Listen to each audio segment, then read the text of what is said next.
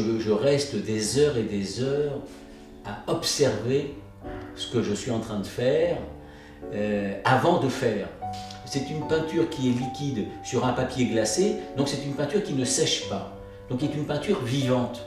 Donc moi j'ai le temps de l'observer.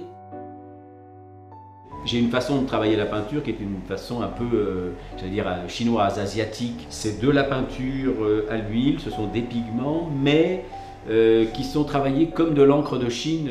Mais en même temps, ce que je cherchais, c'est qu'il y ait une densité. Donc je peux pas imaginer travailler avec de l'aquarelle ou avec une peinture légère, comme ça, etc. Il fallait pouvoir marier densité et fluidité.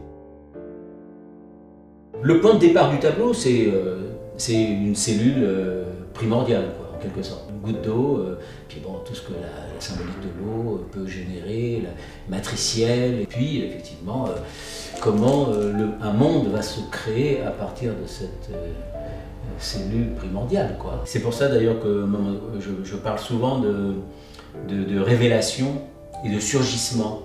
Il y a cette quête de, je dirais presque, de la personne absente. Voilà. J'ai besoin d'une matière qui soit décomposée à son élément essentiel, quoi, à quelque chose qui ressemble à du grain, à de la poussière de matière, et qui va progressivement se compacter pour faire forme, quoi. Une forme va apporter une autre forme, va détruire certaines formes, va générer autre chose, et ainsi de suite. Donc c'est tout un travail sur les commencements, les origines, les engendrements de formes les unes dans les autres, et qui crée un univers, qui crée un langage, etc. Donc c'est le temps qui va élaborer le tableau avec un point de départ, un point d'arrivée, mais je connais le point de départ, mais je ne connais pas le point d'arrivée.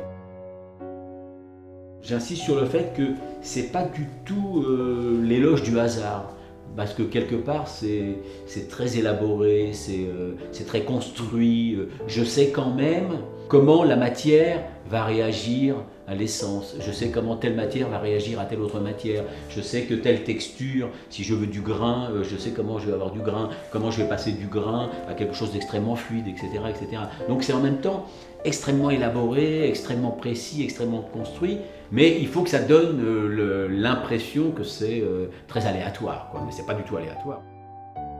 L'idée d'abord sur le plan de la couleur, c'est qu'il y ait une économie relative de la couleur, c'est-à-dire qu'il ne faut pas qu'il y ait une surcharge. Je pense que c'est un langage qui peut supporter très peu de couleurs. C'est quand même souvent lié à des textures qui renvoient aux éléments. La peau, les pores de la peau, le grain de sable, la poussière, l'air, le nuage. Donc j'ai fait une série sur le buisson ardent où il est question du feu.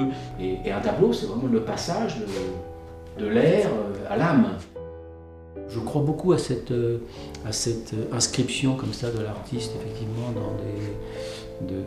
dans la cité, quoi. À chaque fois que je touche l'intimité de personnes, d'amis, de collectionneurs, ou par hasard que j'ai rencontrés comme ça, etc., je vois bien qu'il s'instaure quelque chose quand même, généralement d'assez fort, quoi, hein, comme si ça réveillait ou ça réactualisait quelque chose qui avait disparu ou qui s'était endormi et qui ressurgit, quoi.